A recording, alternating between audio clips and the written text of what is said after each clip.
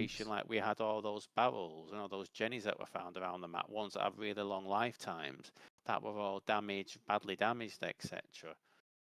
He did it obviously a surprise, the lazy way. And if he literally spent an extra 2-3 minutes. Hold on, now. We back in. Playing some Dayz, and we're gonna buy a jet ski. Stay tuned to the end.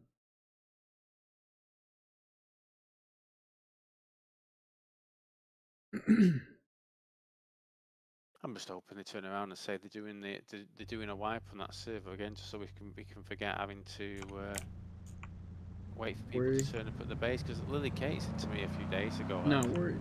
Oh no, not at all. I mean, I said I couldn't give a monkeys if the base isn't even there. To be fair, as I say, though, if the ones who are still playing console aren't logging into base, the flag it ain't my problem.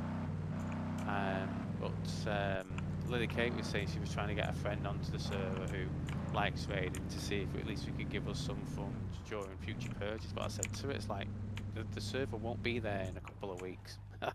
Like it won't be there. It's, you know, whether they wipe it, whether they don't, whether they put out a sack house server, whether they don't. I said, you know, literally they haven't had, you know, more than 3 people playing at one time since literally last purge. No, that's not even true. That was when it was 2 people on a purge. 2 purges. So it was 2 purges ago, yeah. And again, 80% of the players who were on Worlds.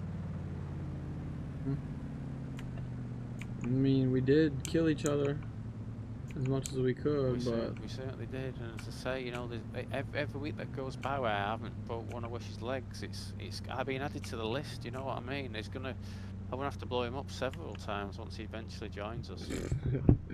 Well, both his legs. Yeah.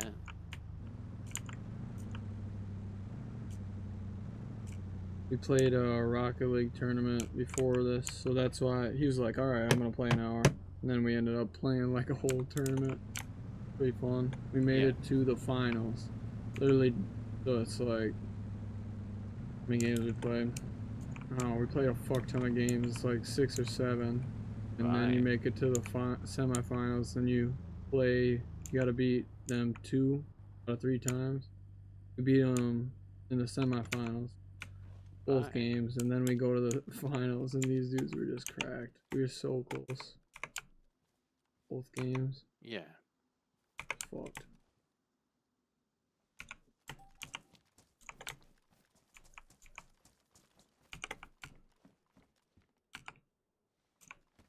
Almost had it. Yeah, those tournaments take forever. Crazy. What is it like? Best out of how many games? Or? How many did I play? Played a lot. Oh. Yeah. Like, I think it's 7. Right.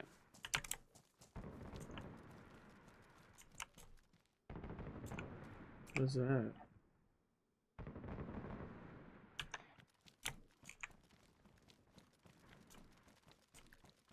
So you can't lose. If you lose once, you go to the loser's bracket, but then you get to try to win through the loser's bracket. Right. I was on B++ earlier on the the modded guns one, and I kept getting bad luck with weapons, but then I got the M200, the JTAC. You know, oh my god. So 5 kills in literally like 3 minutes. You know what I mean? That weapon is so quiet. Sick. Oh, it is. It's just like a fire and forget weapon. It's like you don't even need to check if it killed them. You know what I mean? Because like it's like if it was on target, they're dead. There's no kind of chance to getting up from that. But yeah, I got 5 kills with it, and I was fucking like, oh my god, that's fucking lovely weapon. Try to mix up my playstyle a little bit in there. Just fucking push people, and then I'll fucking sit back and snipe. Yeah. It's a fun server to get. It is. It's just sometimes you can. I mean, you can go most of the match with shit weapons. Like I went through having a baby orc, a crossbow, then a crossbow again, and then a sawn-off shotgun, and I'm like, are you fucking serious here? Like literally, this is you know, this isn't good. And then I got the M200, and I was able to get all my kills back. And is that a Raptor? Yeah, I'm Wow, not sure. that is sick. That is absolutely sick. I think someone must have driven out with a Raptor chasing him potentially. Just casually looking at it now. God almighty.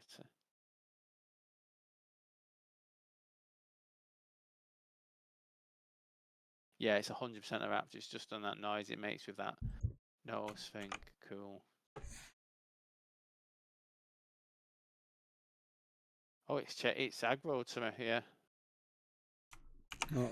Yeah, obviously I'm driving, so it can't hurt me, but will it follow me home, or we can have a Raptor head on the wall? Yeah. Raptor suit. Raptor suit, yeah, very true. That is fucking cool.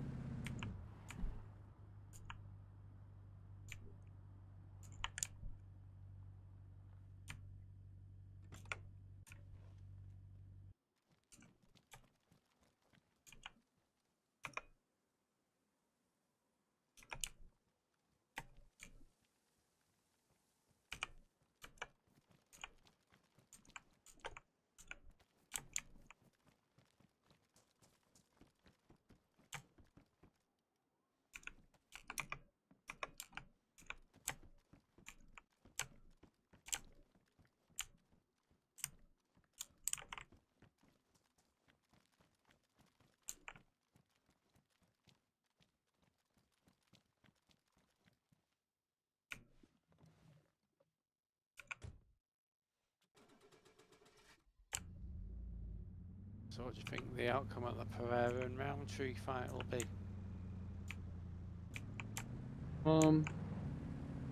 I think Pereira's gonna win. Yeah. I think he's just too fucking good. He's, I don't know. I think he's still in his prime. How old is he? He's old, but he moves good. I have a feeling he's 37, Is he 30s? but I mean he doesn't. Jeez. He certainly doesn't look like you know he's losing a step. I mean he's got the power he has. I mean like I remember what was the last fight he had now? Who did he fight last? Well, it wasn't Hill, was it? That was 300. Who did he fight? Prohaska. You know at the end of the first round in the Prohaska 2 fight where he literally knocked him down just as the bell went for the end of the round. When you actually look at that punch, that wasn't like a fully wound up punch. That was literally like a little quick dink of a punch, and it just sent him tumbling. And even a minute later, when the next round started, Prohaska was clearly still in fucking La La Land, and then a leg kick fucking you know starts at the beginning of the end. His kicks are crazy, bro. Yeah. I'm excited to watch tonight. Who's any prelims notable? I didn't.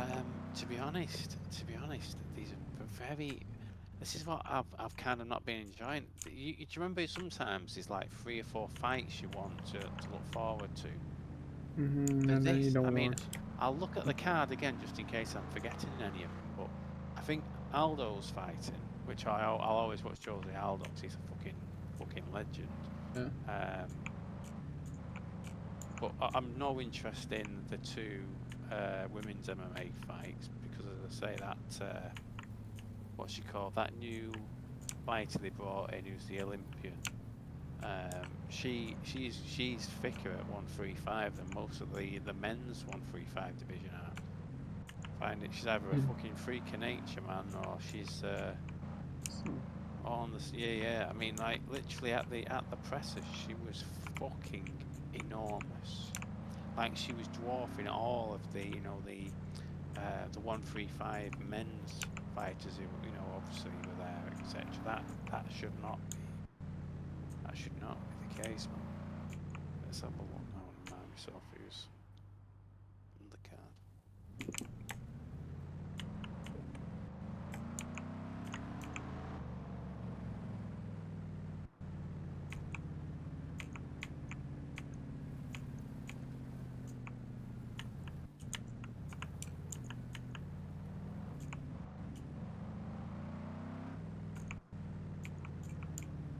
mean, Wonderboy's on as the featured prelim, but I mean, fucking hell, you know, is You're right though. Like that's been the last few fights. I'll look and I'll see like, yeah, literally all I want to watch is the main fight. I do not know or yeah, and care who. it's annoying because I remember when they did a big thing about 300 being like the best card ever, and 299 was better.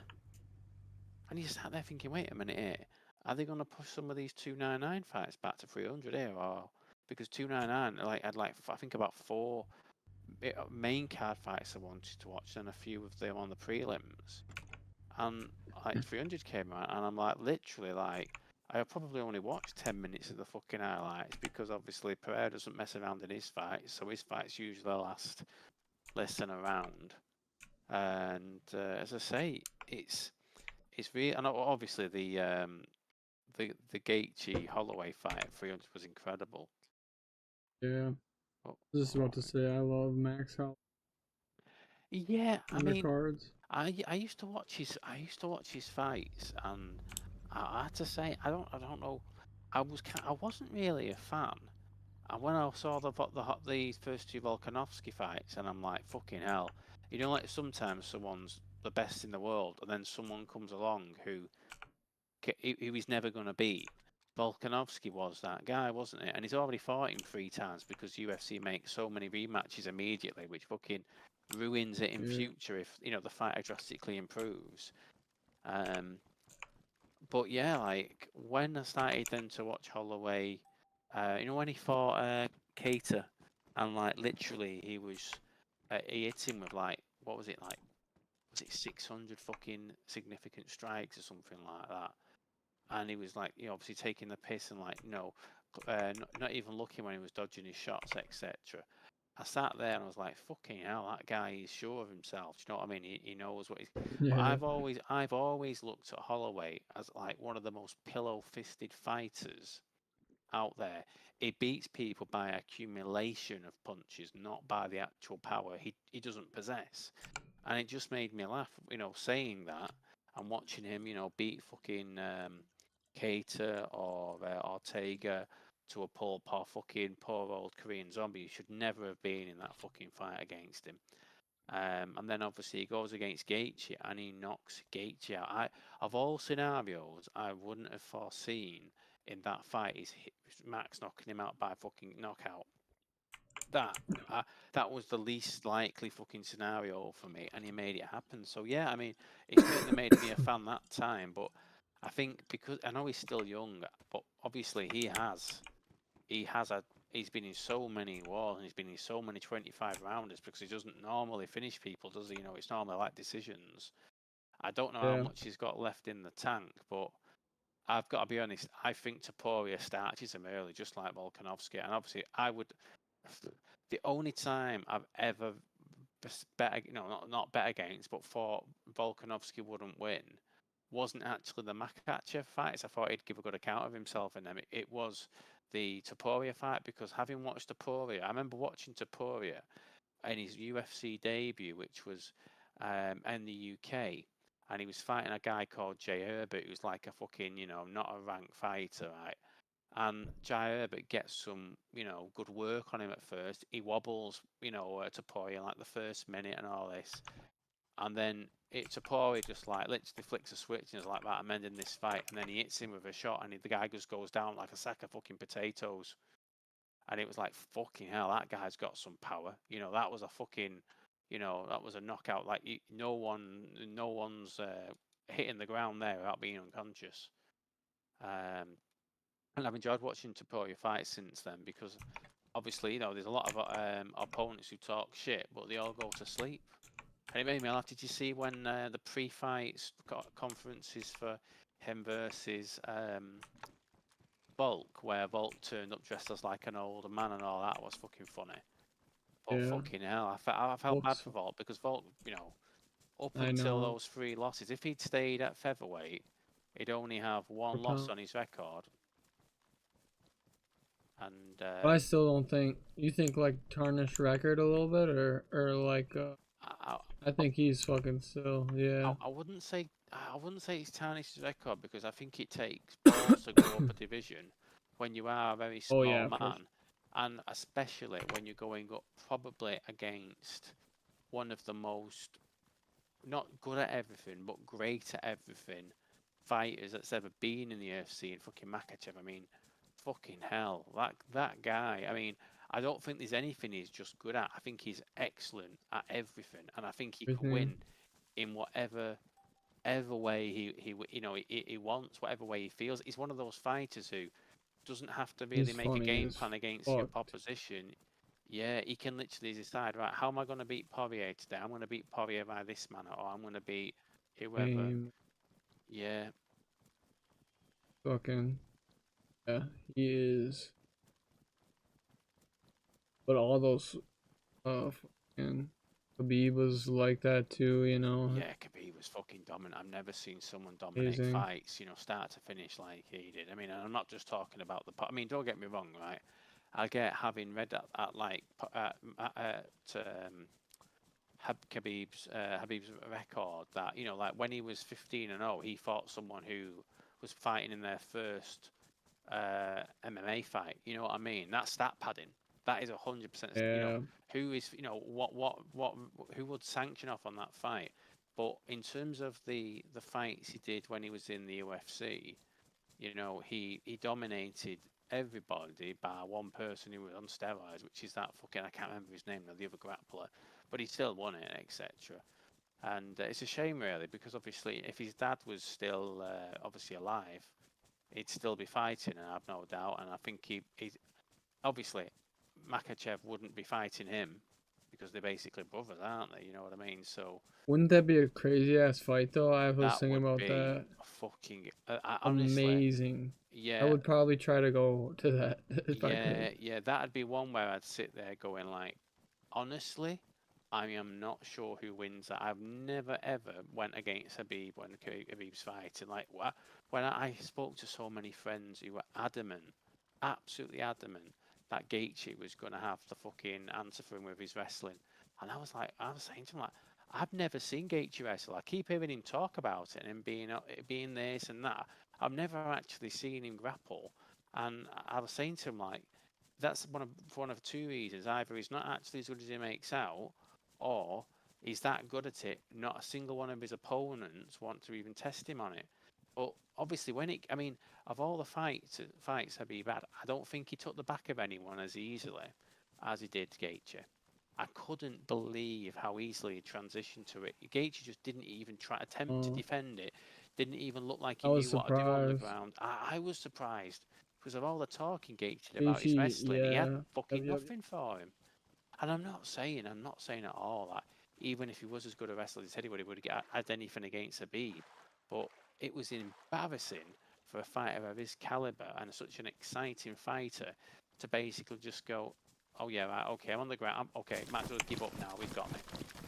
Because as I say, once Habib gets you in a submission attempt, you're either going to sleep or you're tapping. There isn't, I mean, I know, do you remember when what was it, Bolt fought Ortega and Bolt got out of those two submission attempts from Ortega? What was it? Was it the leg triangle and was it the Yeah. guillotine?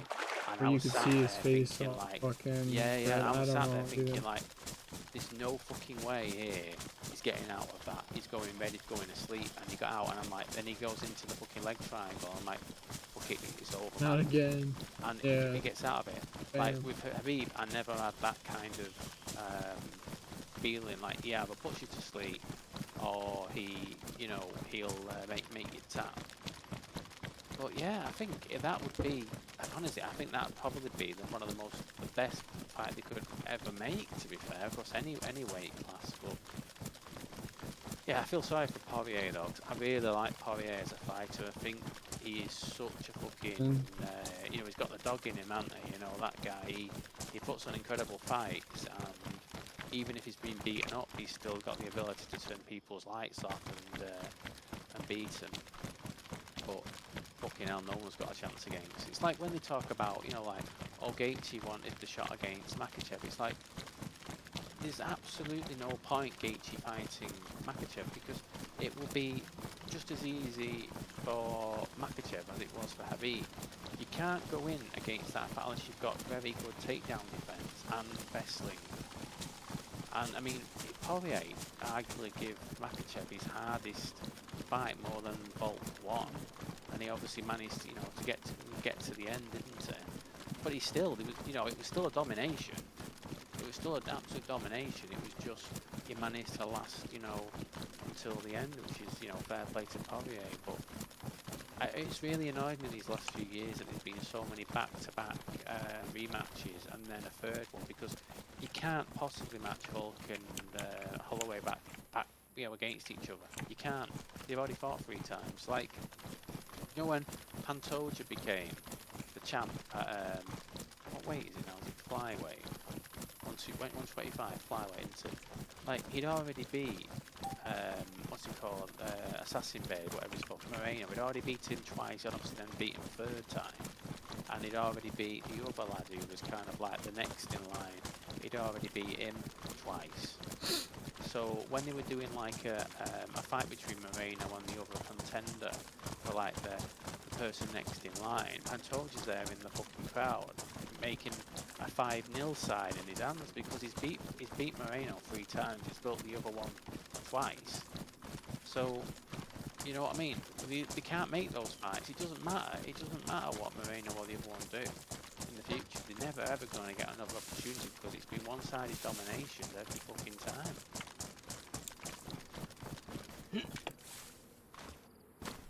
I feel like they do though, just to see like you know, that comeback fight, but then it's still like, oh, you got dominated 3 times in a row. Yeah. It's true, yeah, because it's like they always seem to have the next contender already lined up, and then because you do a rematch, that next contender has to wait for like best part of a year, even longer if the champ isn't very active or gets injured, and in that time they'll then take another fight. And obviously look at Gaethje, you know, he took another fight, didn't he? And he ended up losing his BMF title to obviously to Holloway. And Gaethje is talking about he wanted another title shot, and it's like there's no point at all. There's absolutely no point. It's just an easy defense. It's an easy defense, and I'm not saying there's anyone out there at the moment who would be a tough challenge for Makhachev, who's currently in the division. I don't think there is. I think literally that guy will be champ until he retires. I honestly don't see anybody. He's got to drop down or something.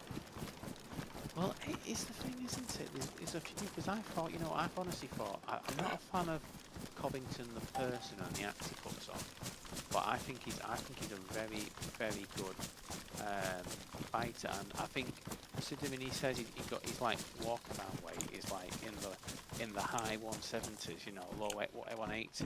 I think he could easily go down to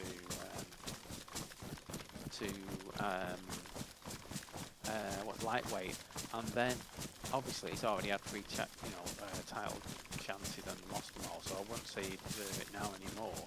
But if he'd done that 4 or 5 years ago, I think he could have been. I think he certainly would have been able to give Oliveira a really, really good go of the fight after Habib retired. And obviously that would have meant Michael Chandler wouldn't have got that completely undeserved fucking title shot when he's got the IQ of a fucking spade. The fight IQ anyway of a fucking spade. But yeah, I mean, I honestly think, like, I know Holloway's only been knocked down once, and that was in the Gaethje fight, but I think Taporia puts him to sleep. I honestly can't see an outcome that doesn't involve Holloway being put to sleep by him. Taporia's got fucking ridiculous power. But obviously, at the end of the day, with how impressive Holloway's been recently, that's you know, I wouldn't put money on it, but that'd be my expectation. But as I say, It's like, I'm not a huge Holloway fan, but I do like how he fucking goes against some crazy people and he fucking goes as hard as he can. Yeah. You know, he's not the best, obviously, but yeah, it's just a shame he doesn't have power, because, like, you know, like when you look at champions, you don't want your champions to be decision machines who can't knock people out, can't sub them. And we've literally got fucking Bilal Muhammad, we've got fucking what's he called, Merab Deval Bishi, or whatever, how you ever say it. who they're never, ever, ever, ever, ever going to finish anyone. It's as simple as that. They're just going to grind out decisions, etc.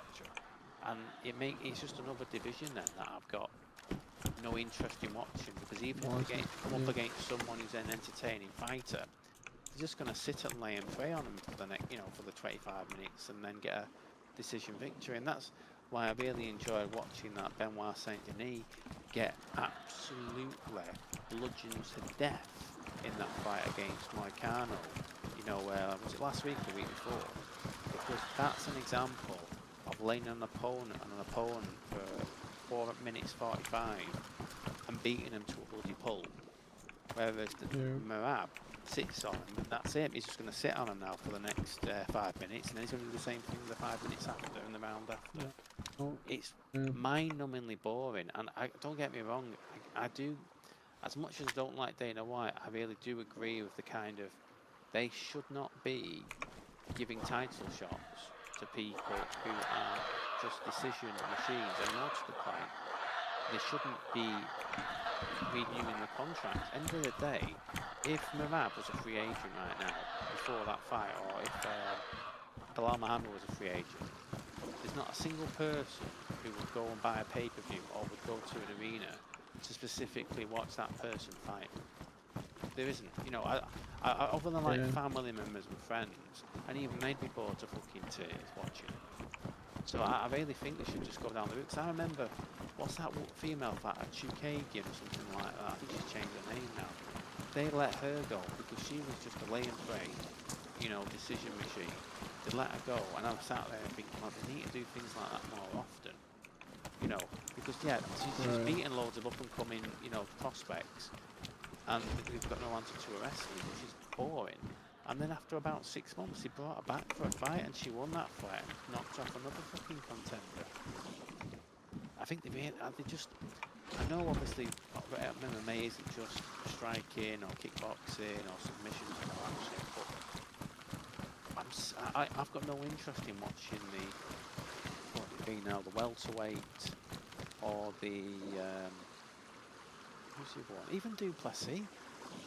I don't really rate him as a fighter. I know, obviously, he seems to be, but you know who I really wish would have dropped down weight? Gastelum. Back in the days, when Gastelum was at 170, and he couldn't stay at the weight, and he went up. He gave Adesanya before Pereira. He gave Adesanya his hardest fight, and he loved food that much. He was basically an overweight fucking 185er, and never amounted to anything when he could have probably been 170 champ. Stuff like that. Like it's like, you talk about professional athletes. That's an athlete who isn't professional. That is someone who's like literally loves his food a bit too much. But yeah, I do find myself now like I've not stayed up for a UFC event for a long. I think the last time I stayed up to watch one was Usman versus Covington 2. But since that point now, I'm just quickly checking the the highlights of the fights I want to watch, and seeing which was fight of the night and all that sort of stuff, and seeing if any other fights were worth watching. But it's less and less every time. It's like they have so many fighters who are just decision machines. Or there's some events where there's like 9, 10, 11, 12 decisions, and you sat there thinking like, that was not good for anyone to watch. But yeah, as I say, I just hope that I hope Gaethje doesn't get another title shot, and I think with Makhachev, I think once who's he fighting next, Makhachev now? Why can't I remember? Who's he fighting next? Yeah. Well, more to the point, when is the Holloway versus Topuria fight? Is it 308 or is it 309? I cannot remember. I'm not sure on that one either. Yeah. I just kind of go as they go, Yeah.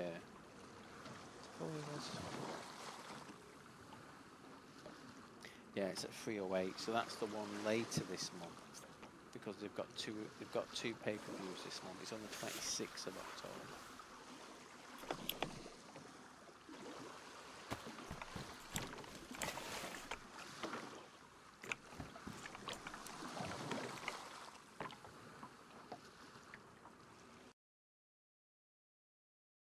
Have you got your new jet ski now or not? Is that all? Just got it. Excellent.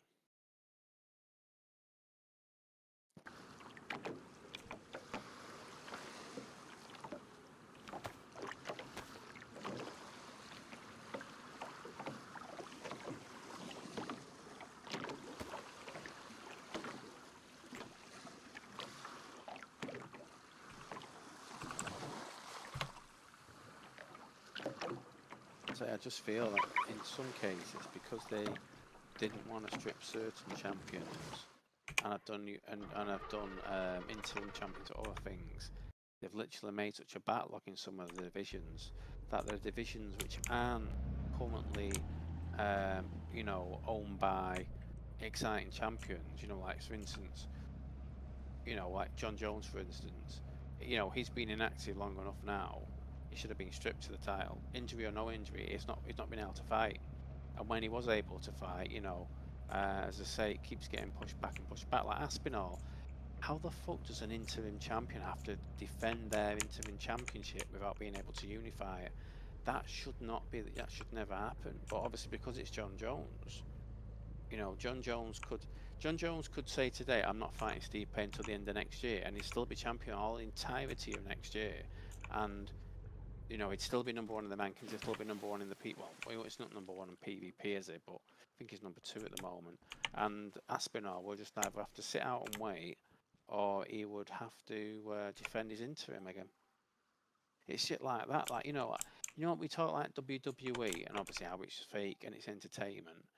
I think there's a more debatable refereeing calls and so, like Herb Dean, like fucking damn well, if Paddy the Baddy or Sean O'Malley or Conor McGregor are fighting, Herb Dean's going to be the referee for him, 100%. Do you remember when O'Malley was fighting that kid with the fucking bright green hair, and literally it was going to be a decision win, and literally Herb Dean just randomly stepped in for no reason whatsoever and called it off so he could get a TKO victory so they could try to mark it O'Malley. Do you remember that fight? What was it? I can't remember the name of the guy he fought, but it's shit like that. Yeah, no, fair enough. It's like, if you ever want to see what I mean about Herb Dean, watch the video showing how Herb Dean tried to help Conor McGregor in his fight against Habib, because there were so many little things that he did. Like at the start of each round, he made sure Habib was behind the line, so in other words, he was near the edge of the cage. But McGregor was able to be near the centre, so McGregor could always get in the centre first and have the control of the octagon, etc. And it was like literally, I think it was like 25 different things Herb Dean did or didn't pull McGregor on, because McGregor kept grabbing cage, he kept cheating, grabbing the glove, all this sort of stuff, and Herb did absolutely nothing against that. Yeah.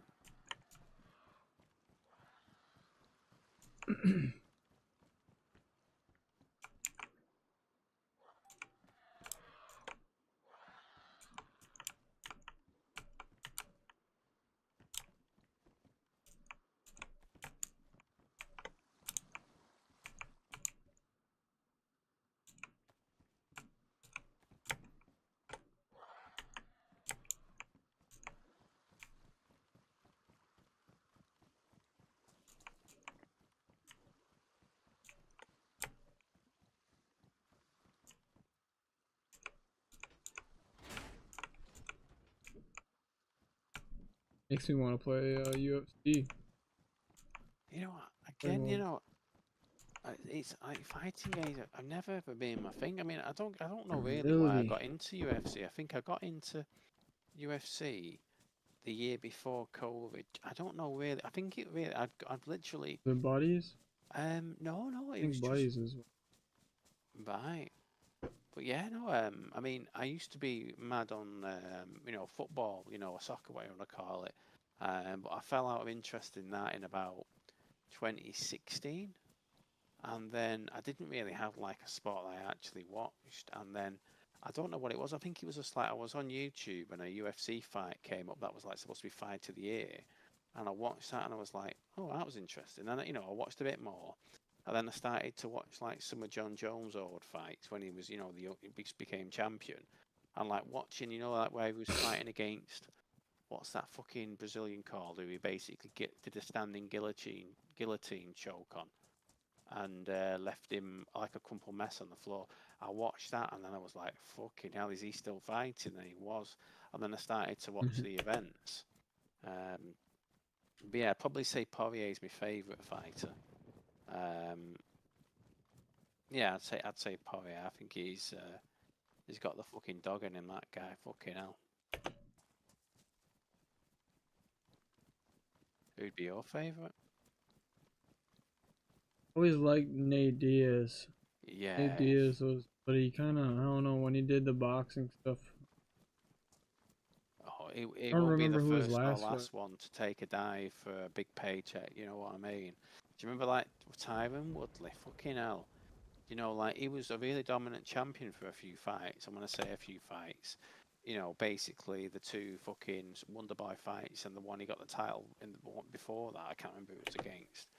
But my God, he was even like. To be fair, he probably wasn't as boring as Bilal or the other one who's just got the fucking title, Marab, etc. But it's like he was just a fucking pussy.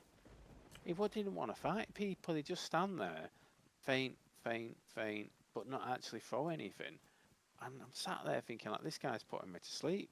And even Yeah. Usman, to be truthful, Usman for the first few fights was really fucking boring. And it was only really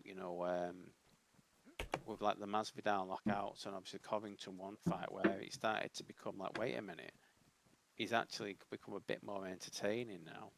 But this is the thing, isn't it? Active champions is a really important thing because for as good as Makachev is, he fights one time a year. He fights in Abu Dhabi, where obviously the let's just say if people are off weight, it's not a big of a problem over in Abu Dhabi as it is when the commissions in the other states in America. Um, But yeah, like fucking Pereira fighting every 3 fucking months. He fights more often than Izzy did. And Izzy was a fucking active champion. Izzy fought like usually 3 times a year, didn't he? But Potan's doing it like 4 times a fucking year. Crazy. Yeah. I do like watching him. Yeah, Potan, fucking hell. I've never seen someone with the power. I mean, even for like heavyweights, I think he's got like comparable power. He doesn't touch people hard in some cases, but he puts them down. And when he hits them full power, they're out, they're unconscious. It's not even a kind of. Like, do you remember when they hit Sean Strickland? And like Strickland is such good defense and such good head Mm-hmm. movement, and he went down like a sack of potatoes, and it was like fucking hell. Holy He shit, didn't yeah. even, it doesn't get to the third or fourth round and he knocks someone out. Even Sean was shocked. Crazy. Yeah, yeah, and obviously after that they became sparring partners, didn't they? And Yeah. he's been helping him prepare for this fight. In fact, Sean Strickland. Do you know who he has next fight? What's that? Sorry. Do you know who he has next fight? Who he's facing? Strickland's next fight. Um, you know, I'm not too sure. To be fair, let me check now. When did he last fight? Now was it the Duplessis? Is it Duplessis? I think it was. Oh wait a minute. Dana White Because there's a thing here that says Dana White confirms. Oh no, Sean Strickland's going to be the next title fight with Duplessis. nice. Yeah. If Hamza actually makes it to 307, who do you think wins between him and Whitaker? I always like Rob, but Yeah, same. I don't I'm know. with Rob. I think. Hamzat is just like, I feel like he's like Makachev in a way. Yeah, He is just crazy good. He's I don't know. If he like you said, if he makes weight, he does not care about it. yeah, he really doesn't. I mean, he's one of the most unprofessional fighters I think we've ever had. But I think, like, literally, I think even now, I think if the majority of people were asked what happened in that fight, I think I'd say about Well, maybe that's 80% the of people. problem. Yeah. Maybe that's why he's overpowering people, because he's always, you know, overweight. Well, yeah. I mean, obviously, don't get me wrong, Potan, how the fuck he was able to make middleweight when he did a thing on his, I think it's Instagram earlier, I must on the Sherdog forum, and he said someone mentioned it. Potan weighed in this morning after the weight cut yesterday, and obviously the weigh-in yesterday, and he's at 230 pounds. Mm. Several hours before the fight, which is literally a trim athletic heavyweight. Which is like fucking ridiculous, really. How he ever made 185, Couldn't but imagine some of being. them are incredible and are just naturally able to whatever to do weight cutting. Like Holloway, he kills himself to make 145, but he's able to, and he has a big advantage because of it. Whereas other people like Ortega, fucking hell, he literally, it's like he literally nearly kills himself to get down to 145, and most of the time he fucking fails. Or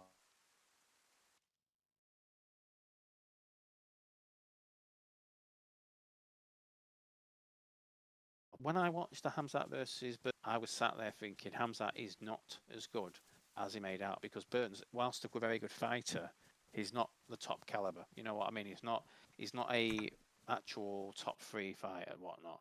And Yeah, then when he fought Usman, you can help me out in this. obviously, bearing in mind it was Combo. last minute and all the rest of it, he should have rolled over Usman with a few days preparation. But Usman did a really good account of himself, and I was really gutted for Usman because, with the exception of the first round and the first half of the second round, after that it was Usman. Usman had just got into, he downloaded the data we needed to about how Khamzat was going about it, and he made the necessary adjustments, and then he was starting to turn the tide. And if it was a 5-round fight, I think Usman would have won that. But because it was only 3 rounds, and again, there's another champion, champion who is, what is it, 3 losses in a row? Is it? Is it 3 or 4? 3 losses in a row, and you sit there gutted for him because obviously he was a very active champion. But same as Volk, unfortunately, once your chin's been cracked, or whatnot, once you start to lose fights, you start to get a bit hesitant. You start to get, not throw as much, and not be active enough, and you're not going to win rounds that way. I do think, yeah, it's like a curse, damn near. Yeah. So game, fucking. But yeah, honestly, with that for Whittaker and Chimaev, if he actually makes it and he's on weight, I am really, I could toss a coin on that. I really want Whittaker to win. I really think Whittaker has the grappling Well, you got how to at fuck with least, and Max. the takedown defense to stop Chimaev in that first round. So then, as Chimaev has no gas tank. But I mean, if I say I'm 90% certain that Chimaev turns up and he's overweight again, and then they make him fight, and obviously Chimaev's got a massive advantage then because he's overweight. I honestly would be amazed if he actually makes it to the fight and he makes weight. I find that's I, I wouldn't believe that's even possible unless he's actually in the cage. And he's actually has, because he's cancelled so many times. I mean, I don't think any fighter has pulled out of more fights or has turned up for fights and ended up taking last minute opponents who are not the same weight as him and obviously haven't had much time to prepare as him. And I get all this argument, oh, he's had COVID and all this, but everybody's pretty much had COVID at this point, and he's either a professional athlete or he isn't. But it's one of them. Even if he kept causing problems and ruining cards and not making weight, they would never get rid of him. They'd never cut him because every other place would want him. And they won't let any good fighters, leave on their own terms. But yeah, I mean, if it was 5-round fight, which I can't remember if it is actually. But if it's 5 rounds, Whittaker wins. If it's 3 rounds, I think Chimaev will win. Yeah, that's gonna be a good one. Yeah. I'm gonna check now. Is it 3 or 5 rounds? Is Whittaker versus Chimaev? 5. Wish they still did the Ultimate Fighter series back in the day. I don't Yeah, know. but anymore. I think. Do you think it just became more of like a reality TV show rather than a actual, Yeah, you for know? sure.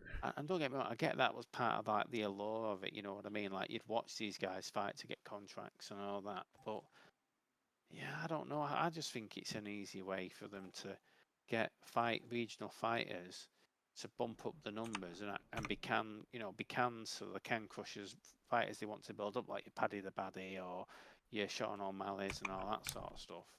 And get them on nice cheap because you only pay them like $12,000 show and $12,000 win bonuses, don't they? When you're on the starting contract, which is fucking disgraceful, really, when you think about it. But then again, there's so many of the fighters who shouldn't be in the UFC who are just to make up the numbers. I mean, like, what was it with what was it? O'Malley. There was a point where O'Malley was like, I think he was 7 fights into his UFC career, and all of the fighters he'd fought were no longer in the UFC because they were all just cans they brought in so we could get an easy win. And then he can, just start trying like building him up. I mean, don't get me wrong, he's an entertaining fighter. Like when he fought Petr Yan, and I'm sat there thinking Petr Yan is going to fuck this guy up, and Petr Yan got his ass. It was actually quite a close fight, but it was definitely a win for O'Malley. Well, actually, no, it wasn't. I'm getting mixed up there. I thought Petr Yan won that fight, but the judges were all saying like it was O'Malley.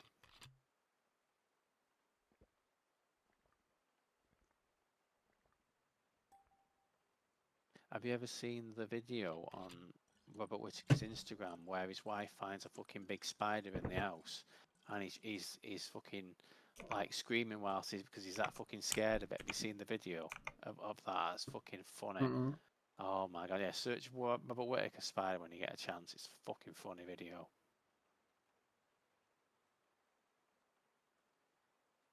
Yeah, I mean, I suppose like most things in Australia, they're like, they can fucking kill. And he was like, "Have you seen the foot?" Like his wife's like saying, "Kill it, kill it." It's like, "Have you seen the fucking size of that?" I'm going fucking nowhere near it. You fucking kill it. Like, yeah, it's fucking hell, man. See, I fucking hope he wins. But as I say, I think Chimaev. I think just like Makachev, they'll only ever fight in Abu Dhabi, so they don't have the very strict rules of the commissions because there isn't a commission over there. The UFC have their own commission there, and then there's always debatable weight cuts by Dagestani fighters, shall we say, when they fight in Abu Dhabi.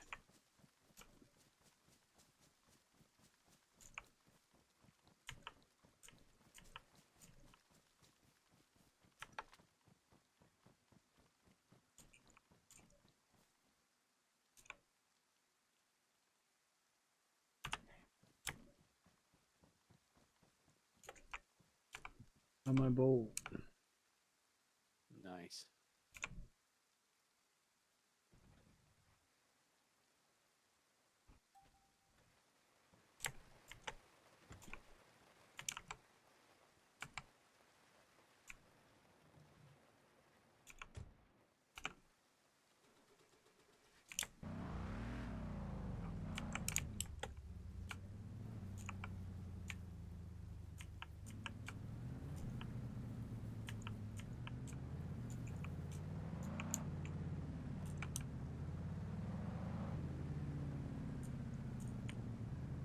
Who do you think will win between Aspinall and Jones if they ever did fight?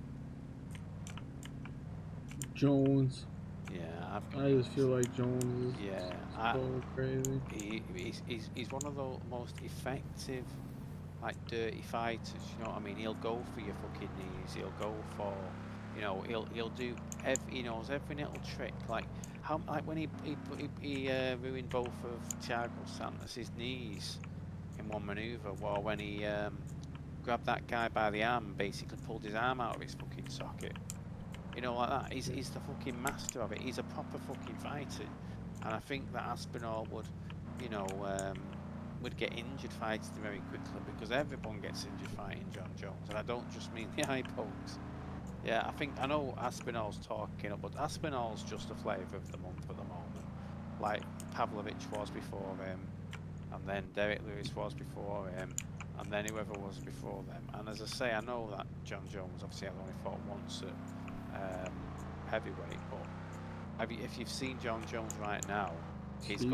a fucking he's a fucking huge, and he's got a fucking Heavy. six pack. Yeah, I unless John Jones just can't be asked anymore, I think he beats anybody, and that's why I think John Jones should beat Aspinall because as good as Aspinall is, I don't see anybody beating John Jones.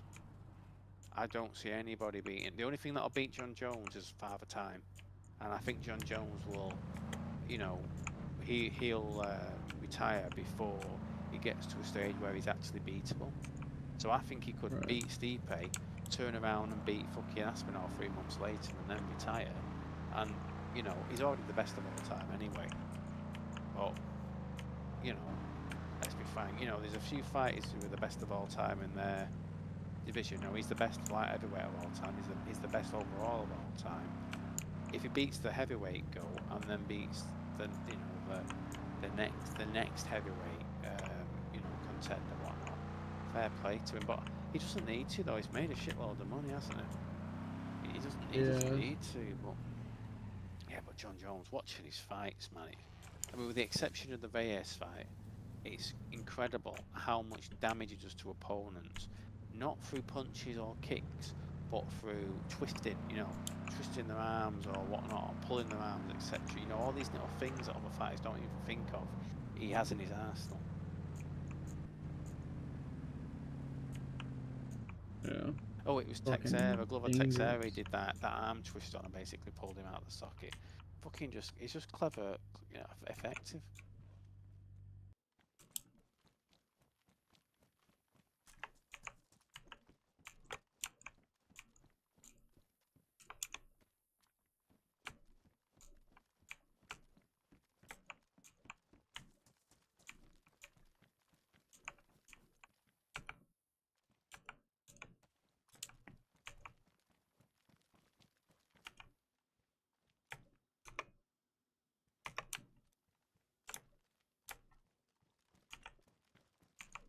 Might head back to base and hop off, man. Yeah, same man. Yeah, I was about to say I'm probably only going on about another 5 minutes myself.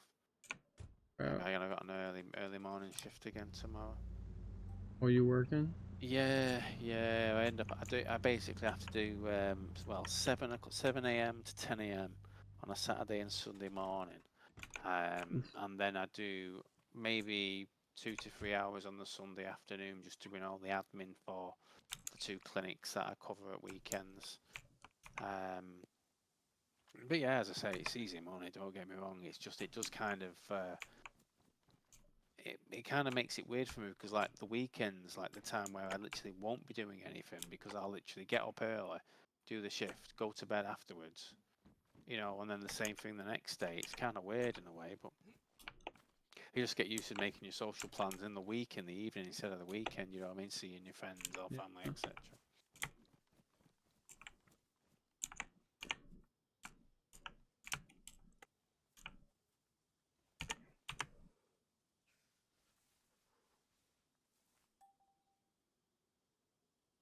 Have you heard any more from Gravy or Knox about getting on PC or?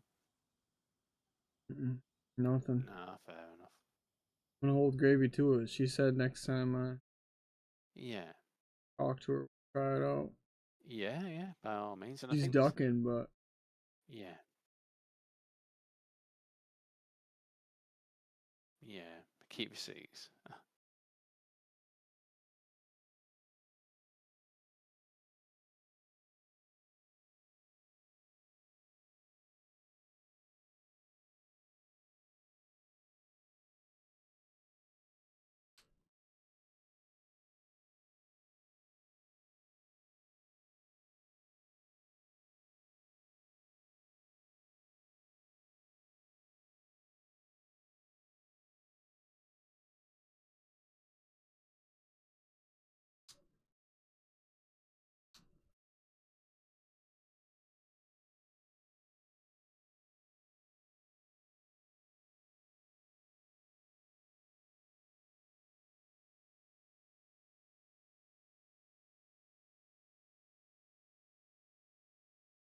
Did you end up going to best one and best two?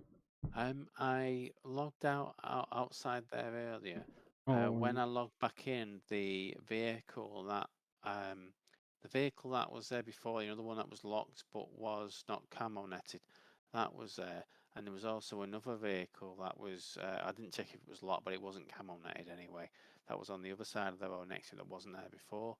So I was like, right, okay, there's at least one person there, if not two, except just like now I'll hang fire on that. So no, I just driven back to base and I've just been sorting out the stuff in me tent. There's nothing that you're after at the moment. Is there any ammo? Replenish? Or it's 1 minute to restart, so best to log out.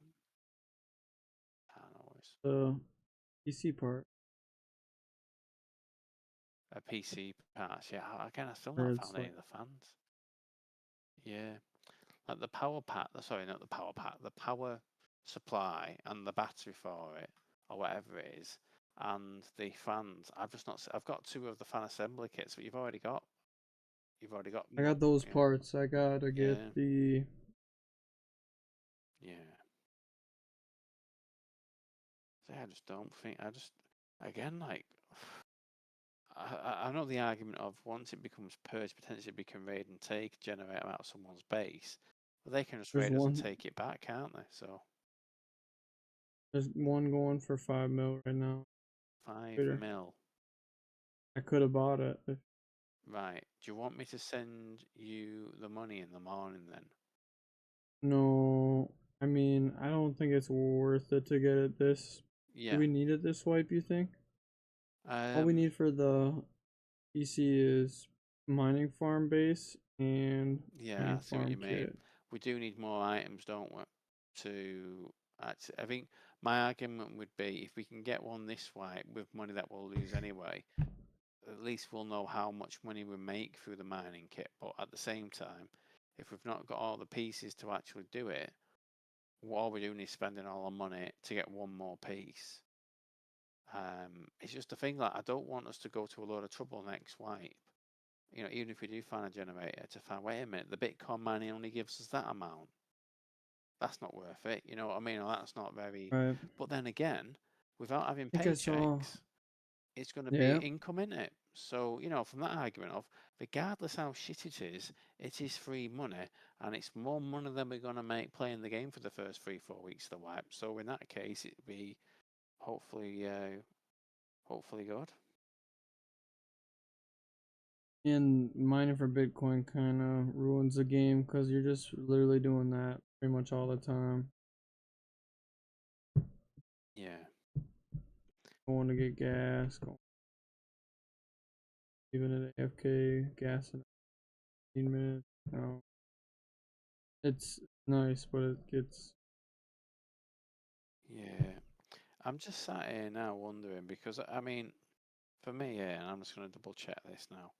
So I think the earliest way we're going to be able to make shitloads of money is going to be doing the fossil mining.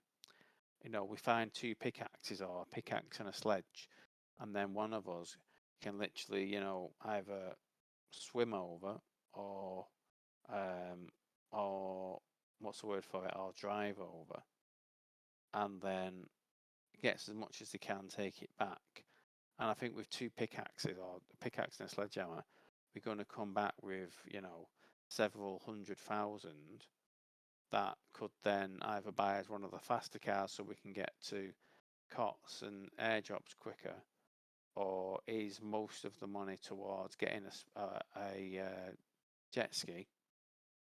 I think for me, from what I've seen so far, I think that's probably the biggest and probably one of the easiest money makers.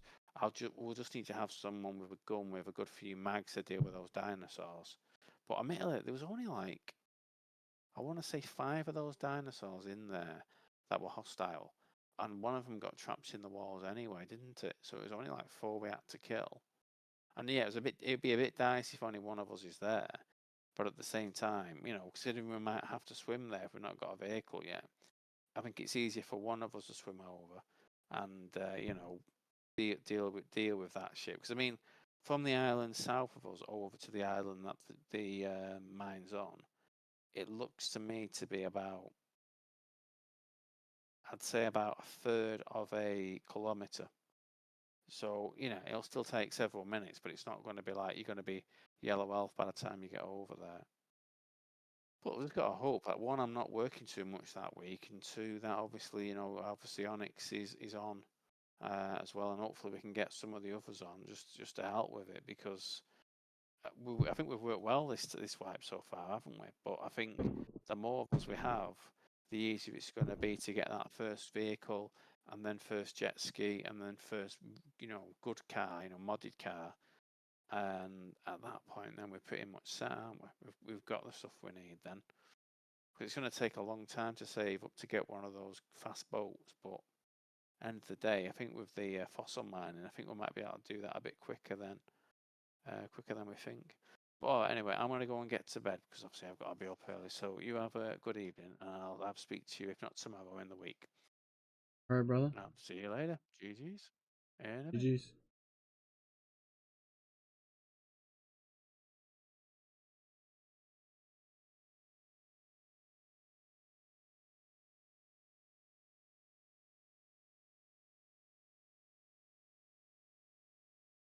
Oh, right. We're gonna head back to base. Probably log out there. I might be back on later. I don't know.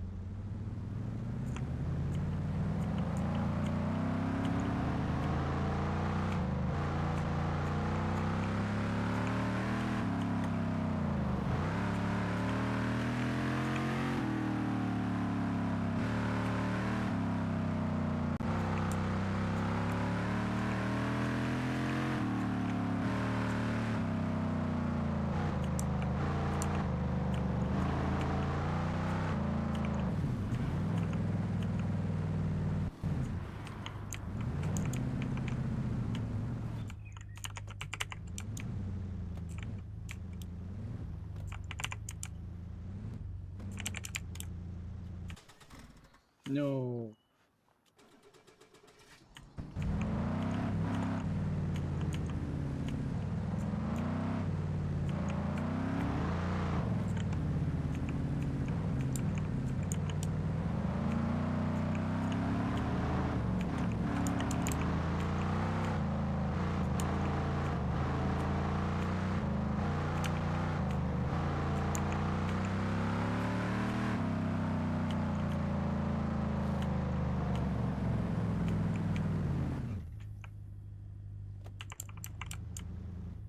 Yeah.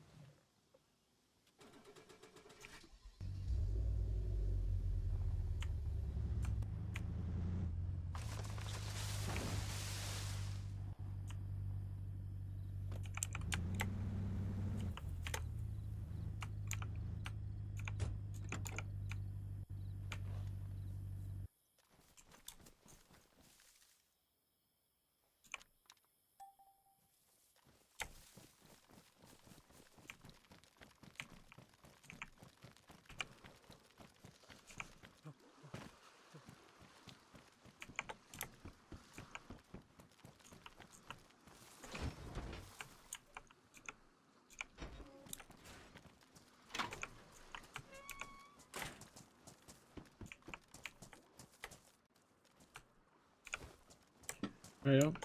Be it from the boy. Thank y'all for tuning in. I got off. Sorry, a little shorter stream. That'd be hurting. Thank y'all for tuning in.